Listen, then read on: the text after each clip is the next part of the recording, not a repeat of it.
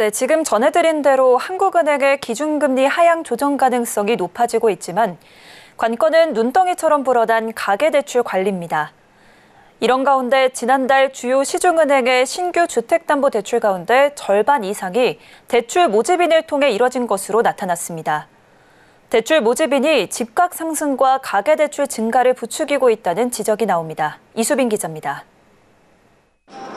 5대 은행의 영업현황 자료에 따르면 지난달 이들은행이 신규 취급한 주택담보대출 잔액 중 50%가량이 대출 모집인을 통해 이뤄졌습니다.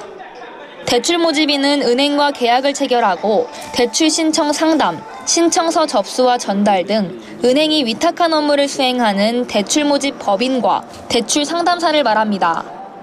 5대 은행의 8월 신규 전세자금 대출, 정책대출, 집단대출 포함 전체 주택담보대출 잔액은 23조 135억 원, 그중 11조 4,942억 원이 대출 모집인을 거친 겁니다.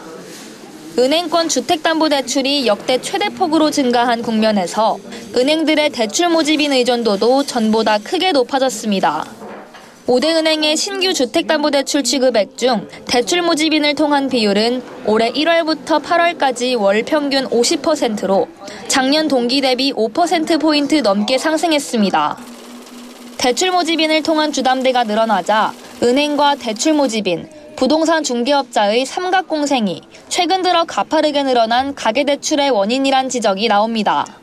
대출 모집인을 통하면 시간을 절약하고 유리한 조건의 대출을 찾아 손쉽게 주택 거래가 가능하지만 그만큼 투기성 거래를 조장할 수도 있다는 겁니다.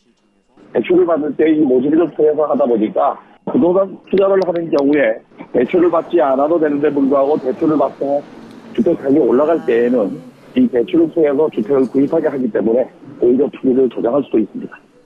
업계에서는 은행들이 대출 모집인에게 지급해야 하는 수수료가 결과적으로 고객에게 높은 이자로 전가되는 악순환을 우려하고 있습니다.